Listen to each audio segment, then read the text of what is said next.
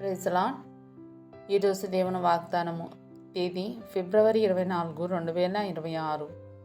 యోహాను సువార్త 15వ అధ్యాయం 7వ వచనము. నా యందు మీరును మీ యందు నా మాటలను నిలిచి ఉండిన ఎడల మీకేది ఇష్టమో అడుగుడి, అది మీకు అనుగ్రహింపబడును. ఆమేన్. క్రీస్తు కోసం జీవించడం అవసరం కాబట్టి మనం క్రీస్తులో నిలిచి ఉండాలి.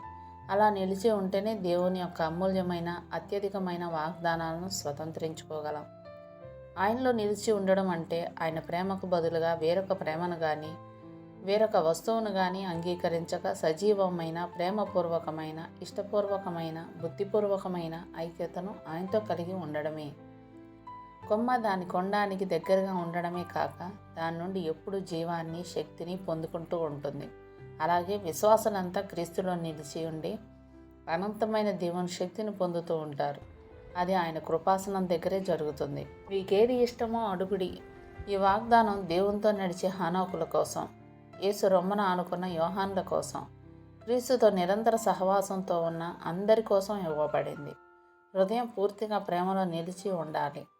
మనసు పూర్తిగా విశ్వాసంలో వేరుపారి ఉండాలి. నిరీక్షణ పూర్తిగా వాక్యానుసారమైనదై బలంగా ఉండాలి.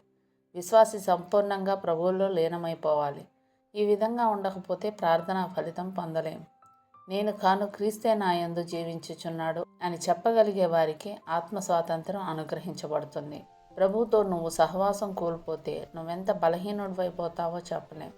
నీ ప్రార్థనలో శక్తివంతంగా ఉండాలంటే ప్రభు నీలో ఉండాలి. నువ్వు ప్రభువులో ఉండాలి. దేవుడిచ్చిన ఈ వాగ్దానాన్ని స్వతంత్రించుకొని ఆయన కృతజ్ఞతాస్తుతులు చెల్లించుకుందాం. అట్టి కృపా ధన్యత దేవుడు మనకు అనుగ్రహించునుగాక. ఆమేన్. దేవుడు తన పరిశుద్ధ వాక్యం మన వినికిడి యందు దీవించునుగాక. ఆమేన్.